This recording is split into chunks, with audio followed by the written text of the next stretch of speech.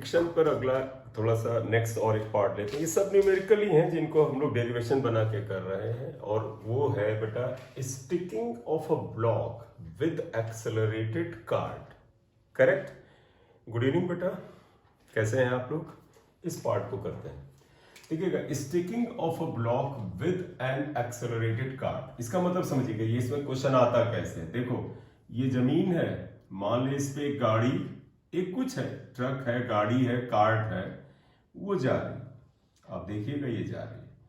अगर ये गाड़ी सड़क के ऊपर जा रही है, राइट, अब इसका कुछ एक्सेलरेशन है, एक्सेलरेशन इसका ए है, और ऑब्वियस सी बात है, गाड़ी कब एक्सेलरेट होती है बेटा? कोई कार्ट, कोई गाड़ी, कोई ट्रक कैसे एक्सेलरेट होगा? जब उसका इंजन उस पर फोर्स लगाएगा। तो ऑब्वियस सी बात, इस पे एक फोर्स लग रहा होगा, एफ। इसका खुद का मास हम कैपिटल एम ले लेते हैं, कैपिटल एम। और अगर हम यहां पर एक ब्लॉक, एक टुकड़ा है, एक मास है एम, इसे हम लगाते हैं। ध्यान रखना, चिपकाया नहीं है, सिर्फ टच कराया है। जैसे कोई चीज आप दीवार से टच करा के रखें, वो अगर आप मान लें, कोई भी चीज आप ले लीजिएगा, मान लीजिए ये हमने ले लिया, हमने कहा ये कार्ड होता, जैसे ये दीवार है, ये मान लें इसे, तो हमने यहाँ एक ये रखा है, ये ब्लॉक, तो ये ब्लॉक इसे रिप्रेजेंट करा। अब मैं अगर इसे छोड़ दूं तो गिर जाएगा, वैसे इसे छोड़ दे तो गिर जाएगा। बस एक ही सपोर्ट है इसे, यहाँ फ्रिक्शन है। तो एक्सेलरेटेड कार्ट में रफनेस, यहाँ रफनेस है, यानी इस जगह पर म्यू मौजूद है, रफनेस है। अब आप समझिएगा, ये सिस्टम अगर आगे की ओर बढ़ रहा है, एक्सेलरेट हो रहा है, तो ये मास एम कैसे रुका रह सकता है? कि भैया तू तो गिर जाएगा यार, तो उसे कैसे रोके? तो हमें उसे रोकना है, तो हमें इसे गिरने से बचाना है, ठीक है। तो suppose this cart of mass capital M, mass of the block is small m, entire system is accelerated with acceleration a under the effect of force F. We have to find out the condition when this mass remains stationary, चिपक जाए, रुक जाए, ना गिरे। Clear? ये हुआ। अब तुम कहोगे सर निकालेंगे क्या? यार इक्वेशन बनाते हैं, इक्वेशन के अंदर कुछ भी अननोन हो सकता है, सारे आपके आंसर उसमें कम से कम इस लेवल पे आ जाएंगे। बताइएगा बेटा, इस मास को गिराने वाला कौन? तो तुम कहोगे सर ये गिरेगा अपने वजन से, इसका वजन mg ही गिराने वाला है। तो मैं तुमसे कहूं भाई, कोई चीज, ये पेन है, ये अगर मैं छोड़ू तो क्यों गिरेगा? इसका वजन, अगर ना वजन होता तो वो नहीं लगता भाई। तो किस गिराने वाला कौन? Weight mg। ठीक, बचा कौन सकता है? देखो, अगर गिराने वाला नीचे की तरफ फोर्स लग रहा है, तो बचाने वाला फोर्स इसके खिलाफ ऊपर जाना चाहिए। तो बचा सकता है सिर्फ फ्रिक्शन। तो यहां पर एक्सेलरेशन ए लगाया है। देखो, फ्रिक्शन ऊपर क्यों लगेगा? क्यों लगेगा? क्योंकि ये दीवार रफ है, तो फ्रिक्शन ऊपर लगेगा। और अगर ये फ्रिक्शन पर्याप्त है बेटा, सफिशिएंट है, तभी गिरने से बचेगा, अदरवाइज गिरेगा भाई। ठीक है। तो आई मीन टू से this block will fall down because of its own wait. बचाने वाला कौन? फ्रिक्शन। तो दो बातें हैं। ठीक। तीसरी, तुमने सीडो फोर्स में सीखा होगा, तुम याद करो, अगर कोई ट्रक आगे की ओर एक्सेलरेट होता है, एक्सेलरेशन ए से, तो उस पर अगर आप बैठे हो तो आपको पीछे धक्का लगता है। तो भैया, अगर ये पूरा सिस्टम एक्सेलरेशन ए से एक्सेलरेट होगा, तो इसके ऊपर रखे हुए या इसके कांटेक्ट में इस ब्लॉक को भी पीछे की तरफ धक्का लगेगा। यानी जितना ये एक्सेलरेशन है, उसी के अनुसार ये पीछे की ओर एक सीडो फोर्स अनुभव करेगा। तो देखिएगा, सीडो फोर्स ऑन एम, उसको अगर हम एफ से लिखते हैं, F that would be equal to, तुम्हें पता है, तो देखो एक्सेलरेशन ए ये है, तो इस पे पीछे की ओर एक एक्सेलरेशन ए लगेगा, मास एम है ये, तो pseudo force F P M A के बराबर है। क्लियर? एम ए के बराबर, तो pseudo force is M A. Clear? ये है। अब आप बताइएगा, इस सीडो फोर्स के, मान लो आप ही यहां होते तो पीछे धक्का लगता, तो दीवार के कांटेक्ट में आते, तो जब ये पीछे की ओर दबाव लगेगा सीडो फोर्स का, तो यहां पर ये एक रिएक्शन लगाएगा, तो नॉर्मल रिएक्शन एन है। तो यहां पर नॉर्मल रिएक्शन क्या होगा? एन होगा, एन है। अब आप देखो, अगर चाहते हो ये ब्लॉक ना गिरे, तो ये एन जो दाहिनी तरफ लग रहा है, एन ए जो बाईं तरफ लग, दोनों सेम होना चाहिए। तो आप देखिएगा, here n should be equal to ये सीडो फोर्स, देखो ये n इसके बराबर एम ए के बराबर होगा।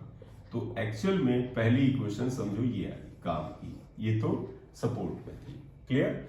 तो असल में नॉर्मल रिएक्शन यहाँ पर आमतौर पे देखो, नॉर्मल रिएक्शन कहीं mg होता था, कहीं mg cos थीटा होता था या कुछ और होता था, उसमें वेट का कंट्रीब्यूशन आ रहा था। mg वजन है, mg cos थीटा वजन का हिस्सा या कंपोनेंट है, लेकिन यहाँ तो यार सीडो फोर्स के बराबर, तो ध्यान रखना नॉर्मल रिएक्शन यहाँ ma के बराबर है।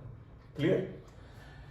अब आप बताइएगा, अगर आप चाहते हो ये ब्लॉक ना गिरे तो क्या होना चाहिए? ये जो ऊपर का फोर्स फ्रिक्शन है ये mg के या तो बराबर हो या बड़ा हो।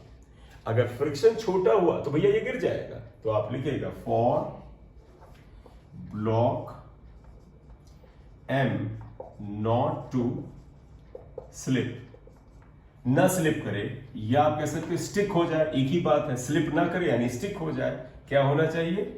Friction should be either greater then, यानी ये फोर्स या तो बड़ा हो mg से, किससे? mg से, या बराबर हो, तो ये बच जाएगा। अब आइएगा, फ्रिक्शन इक्वल टू क्या होता है? आप सभी को पता, फ्रिक्शन इक्वल टू होता है mu into N greater than mg।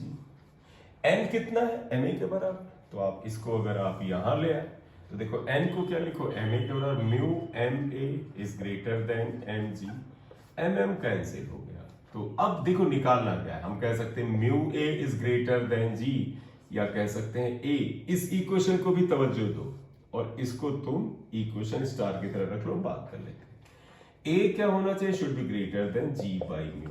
तो अगर आपसे क्वेश्चन में पूछा जाए कि इस एंटायर सिस्टम का ये एक्सेलरेशन की मिनिमम वैल्यू क्या होनी चाहिए जिससे कि ये ब्लॉक ना गिरे, तो देखो a की ये मिनिमम वैल्यू है। मिनिमम क्यों? देखो ये क्या कह रहा है? For m not to slip, ना स्लिप करे, तो a is either greater than or equal to g by mu, मतलब a की वैल्यू g बाई म्यू से या तो बड़ी हो या बराबर हो, यानी कम से कम इतनी हो ना, कम से कम मतलब मिनिमम। तो देयरफॉर आप ध्यान रखना, for m not to slip, या मतलब हुआ और रिमेन्स स्टेशनरी, ये हटा रहे हैं बेटा, आप यहां तक लिख लो क्योंकि मुझे स्पेस चाहिए, ये आप लिख लीजिए फिर आगे बढ़ाएंगे। ठीक है? तो आई होप लिख लिया होगा। तो आप देखिएगा, तो अगर आप चाहते हैं कि ब्लॉक स्लिप ना करे या रिमेन्स स्टेशनरी, इसे भी हटा रहे हैं बेटा, आप देखो, और रिमेन्स स्टेशनरी क्या होना चाहिए? a की मिनिमम वैल्यू, a की मिनिमम वैल्यू होनी चाहिए g बाई म्यू। तो अगर मिनिमम वर्ड यूज करोगे तो इक्वल का साइन लगा सकते हो, अदरवाइज लिख दो a should be either greater than or equal to g by mu. अब एक और चीज आ सकती है, आपको कह सकते हो कि सर हो सकता है वो a ना पूछे, हो सकता है वो म्यू पूछ ले। तो आप देखो ये वाली इक्वेशन जो है इसको फिर तवज्जो दो, तो लिखेगा अगेन फ्रॉम स्टार इक्वेशन।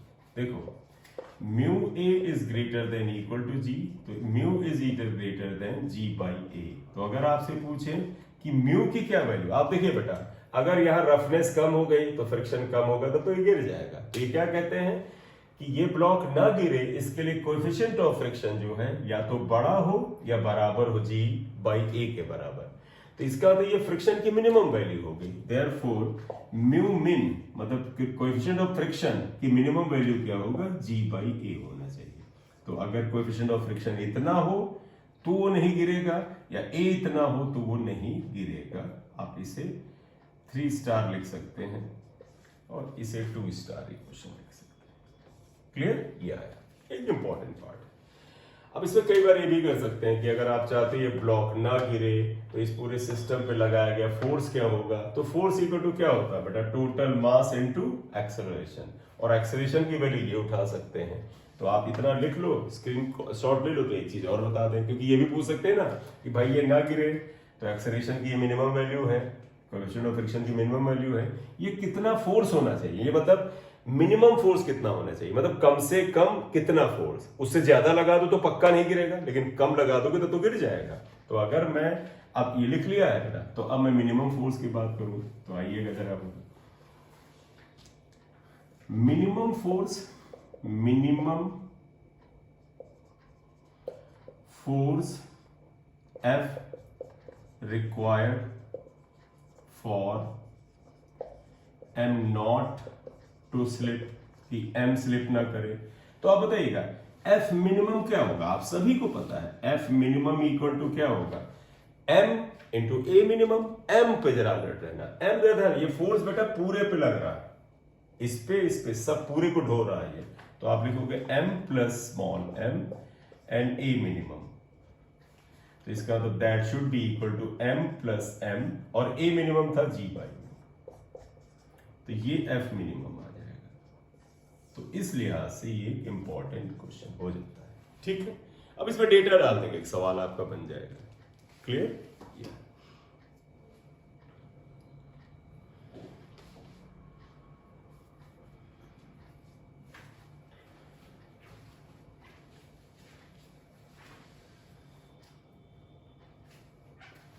चलिए इसे लिख लिया होगा। तो इससे मिलता जुलता एक क्वेश्चन ले लेते हैं, आगे और मिल जाता है तो वो भी क्वेश्चन हम लोग और ले लेंगे यहाँ पर।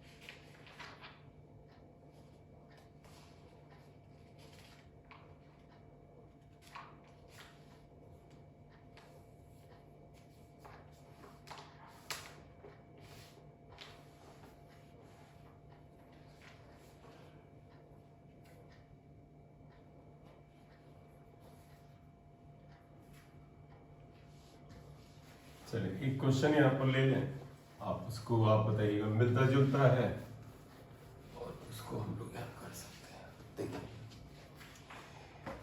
देखिए इनका क्वेश्चन ये है,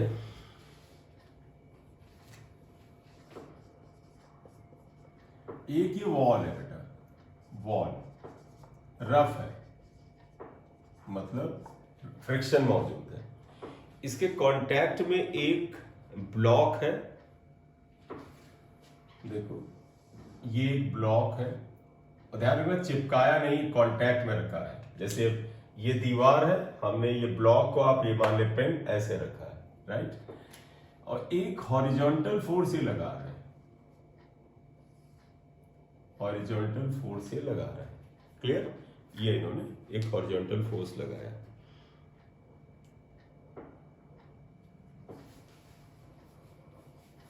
ठीक, अब देखो क्वेश्चन क्या है, जनरलाइज करके लेते हैं। इवन क्वेश्चन आप लेके लिखें, चलिए इवन क्यों ना हम इसकी एक हेडिंग बना लेते हैं। तो रुकिएगा बेटा, इसको फिर से देखोगे, इक्विलिब्रियम ऑफ या स्टिकिंग ही कर लेते हैं, sticking of a block on rough wall. Rough wall पे हम स्टेकिंग ऑफ अ ब्लॉक लेते हैं। क्लियर? ध्यान रखिएगा, इसको हम ऐसे ले रहे हैं, ये वॉल है, ये रफ है, आप एक ब्लॉक लेते हैं, मास m का है, और ध्यान रखना इसमें कोई चिपकाया नहीं है बेटा, बस कांटेक्ट में रखा। जैसे पेन, ये दीवार मान ली, जैसे ये वॉल है, ये दीवार है, ये मास है, हमने ये पेन ले लिया। अगर मैं इस पेन को छोड़ दूं तो क्या गिरेगा? नहीं, गिर जाएगा भाई। तो वैसे इस ब्लॉक को छोड़ दो, गिर जाएगा। तो देखिएगा ये ब्लॉक इसके कांटेक्ट में है। ये कहते हैं कि एक चीज और देखिएगा, अगर मैं इस ब्लॉक को लेता हूं, यहां पर अगर मैं एक ब्लॉक को लगाऊं, तो ध्यान रखिएगा, मान लीजिए ये ब्लॉक ले लिया मैंने, ये तो इस ब्लॉक की जगह ही लिया। अगर मैं ऐसे रखूं तो देखो ये दीवार है, रफ वॉल लेना है, चलो रफ ले लेते हैं। ये अगर मैं रख दूं तो क्या होगा? गिर जाएगा। तो वैसे ये भी गिर जाएगा। तो लेकिन ये कहते हैं कि हम इसके ऊपर एक फोर्स लगाएं, मतलब हम इस पे ये हॉरिजॉन्टल फोर्स ऐसे लगाते हैं। देखो तेज फोर्स लगाए तब तो भाई चिपका ही रहेगा, लेकिन अगर ये फोर्स थोड़ा कम करे तो देखो फिसलने लगेगा। तो इनका मतलब है ये इसके ऊपर कितना मिनिमम फोर्स लगाए, मिनिमम। देखो मैक्सिमम लगा के तो रोक ही देंगे, लेकिन हमें मिनिमम की बात करनी, इसमें मिनिमम कितना एक हॉरिजॉन्टल फोर्स लगाए जिससे ये नीचे गिरे नहीं तो ये गिर जाएगा, यहाँ पर है। तो हम वही करना चाहते हैं कि इस मास के ऊपर एक हॉरिजॉन्टल फोर्स हम F लगाते हैं। F की क्या वैल्यू हो, अगर यहाँ कोएफिशिएंट ऑफ फ्रिक्शन म्यू है, रफ है तो म्यू है, कि ये ब्लॉक ना गिरे, ठीक है। तो याद देखिएगा, if horizontal force F is applied such that block M does not fall, ये गिरता नहीं है, तो ये ब्लॉक M गिर नहीं रहा भाई, ठीक है। तो कहते फोर्स क्या है, निकालने के लिए आप कहोगे कि सर म्यू निकाल, जो भी निकाला जाओ। अब आप बताइएगा गिराने वाला कौन, इसका वजन कहता है भाई गिर। बचाने वाला कौन, जब ये नीचे गिरेगा तो फ्रिक्शन ऊपर लगेगा, फ्रिक्शन बचाएगा। अब अगली चीज देखिएगा, अगर ये ब्लॉक ऐसे फोर्स ब्लॉक पे आप लगा रहे हो तो पता है दीवार पे नॉर्मल रिएक्शन क्या लगेगा, ऐसे लगेगा, नॉर्मल रिएक्शन ये लगेगा। तो यहां पर फोर्स F की वजह से नॉर्मल रिएक्शन आएगा। तो जरा यहां ध्यान रखिएगा, here normal reaction is actually equal to F। और से देखो, नॉर्मल रिएक्शन बाएं, फोर्स दाएं, इसके बराबर हुआ। बताइए कि ये ब्लॉक ना गिरे, इसके लिए क्या होना चाहिए, बिल्कुल पिछले जैसा केस, ये वैल्यू इससे बड़ी होनी चाहिए, for M not to fall. ये नॉट टू फॉल मतलब है स्टिक कर जाए, चिपक जाए, क्या होना चाहिए, FR should be greater than equal to mg। पहली बात ये है, FR की वैल्यू क्या है, म्यू n। म्यू दे रखा है, ये निकालना है, वो तो क्वेश्चन तय करेगा, हमें तो रिलेशन बना रहे हैं कि how to proceed. Mu n की वैल्यू क्या है, F। तो ये अगर पूछे कि F की मिनिमम वैल्यू है, तो मैं तो कहता हूं ये एक इंपॉर्टेंट इक्वेशन आ गई। अब अगर ये F की मिनिमम वैल्यू पूछ लें तो ध्यान रखना ये mg था, आप यहां लिख लें, मुझे स्पेस आप लिख लें। तो आप बताइएगा यहां से अगर हम और आगे जाएं तो देखो क्या आता है, अगर यहां से लिखें तो आप देखो F शुड बी इधर greater than equal to this upon mu, option 3 है। तो आप बताइएगा इनका मतलब हुआ कि ये रुका रहे, इसके लिए F की वैल्यू या तो बड़ी हो या बराबर हो इसके, इसका मतलब F की क्या हो गई, मिनिमम वैल्यू। देयरफॉर F की मिनिमम वैल्यू आ गई mg अपॉन म्यू। तो एक तो ये आंसर होगा, इससे कम फोर्स लगाओगे फिसल जाएगा। क्लियर, इतना नोट कर लो। तो एक चीज और निकाल लें इसमें, और वो क्या है, इसी क्वेश्चन को फिर इस्तेमाल करेंगे। बेटा आप नोट कर लीजिए, पॉज है, आप स्क्रीनशॉट ले लीजिए, 2-3 सेकंड लीजिए। ओके, हो गया, थैंक यू। तो देखिएगा इस इक्वेशन को फिर से इस्तेमाल करते हैं। तो आप अगर इस इक्वेशन को फिर से इस्तेमाल करें और यहां ले आए, देखो इस इक्वेशन से अगेन फ्रॉम इक्वेशन 2, देखो mu F is greater than equal to mg। अब अगर इसमें F निकाला था, अब म्यू भी तो निकाल सकते हैं, mu is hitter greater than mg by F। ये आया, इसे इक्वेशन 4 लिख लो। देयरफॉर म्यू की ये मिनिमम वैल्यू है, म्यू मिनिमम, यानी ये कोएफिशिएंट ऑफ फ्रिक्शन कम से कम कितने के बराबर होना चाहिए, mg बाई F के बराबर। ये आंसर हो गया। तो ये एक्चुअली तरीका है, इसे आप रखिए, बड़ा इंपॉर्टेंट है, नोट कर लीजिए।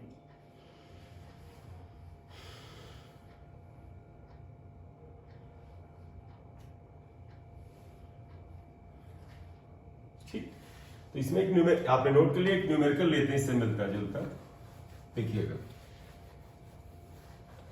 क्वेश्चन ये, इन्होंने डायग्राम बनाया, कहते हैं एक वॉल है, रफ है,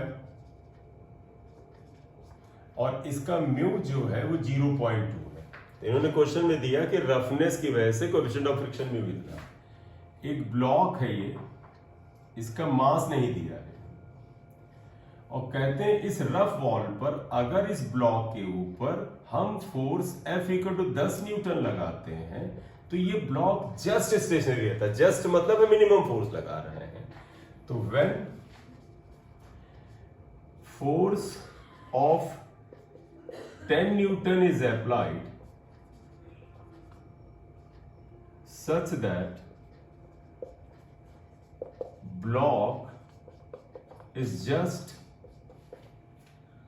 स्टेशनरी, बस रुका रहता है, तो कहते हैं find weight of the block. बेटा ध्यान रखना, मास नहीं पूछा है, weight, WEIGHT, weight of the block. Block का वजन पूछा है भाई इन्होंने, बताइएगा। तो एक्चुअली आप देखिएगा इस हिसाब से ये क्या चाहते हैं, ये कहते हैं इस ब्लॉक का वेट W बताओ, जिसे आप mg लिख सकते हैं, लेकिन वेट पूछा है, m मतलब हुआ तो मास हमने मान लिया।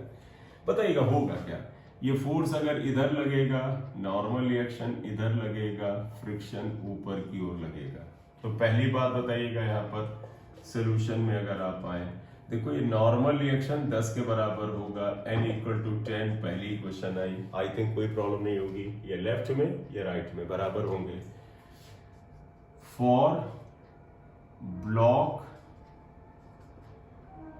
टू जस्ट स्टेशनरी, यानी जस्ट रुका हुआ है, तो क्या होना चाहिए, अगर जस्ट स्टेशनरी तब तो कहोगे FR should be greater than mg।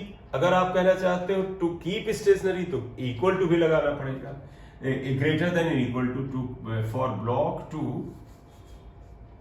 Stationery. मैं जस्ट नहीं लगा रहा हूं, वो हम लास्ट में बता देंगे। स्टेशनरी अगर आप चाहते हो ब्लॉक रुका रहे तो क्या होना चाहिए, देखिएगा friction should be greater than equal to weight. मैं W ले रहा हूं क्योंकि इन्होंने वेट पूछा, तो फ्रिक्शन क्या होता है, mu n should be greater than equal to weight. और इन्होंने पूछा क्या है कि वेट की वैल्यू क्या होनी चाहिए, ये होगा। तो देखो बेटा, म्यू की वैल्यू 0.2 दी है इन्होंने, और n की वैल्यू आप देखो 10 आ गया है, 10। तो इसका उल्टा कर लो, यानी W देखो इधर ले आओ तो ये ऐसे लिख दो, ये कितना हो जाएगा 2 यहां पर। तो आप देखिएगा अगर आप ये करेंगे तो कहते हैं कि वेट की value should be less than or equal to, less than मतलब है छोटा होना चाहिए या बड़ा कम होना चाहिए, इसका तो मैक्सिमम वैल्यू आ गई। तो therefore maximum weight equal to 2। अगर आप इसे केजी वेट लिखना चाहे, केजी सॉरी न्यूटन लिखना चाहे तो न्यूटन लिखें, क्योंकि वेट है हमें न्यूटन लिखना पड़ेगा, because weight is taken as a force. तो इतना वेट होना चाहिए। क्वेश्चन का मतलब समझना, अगर कोएफिशिएंट ऑफ फ्रिक्शन इतना हो, अगर फोर्स 10 न्यूटन का लगाने से ये रुक जाए, तो इसका मतलब इसका वजन सिर्फ और सिर्फ 2 न्यूटन के बराबर हो सकता है। लेस देन इक्वल टू का मतलब क्या हुआ, मैक्सिमम। तो मैक्सिमम वेट इज दिस, तो W मैक्स आप लिख सकते हैं, ये है।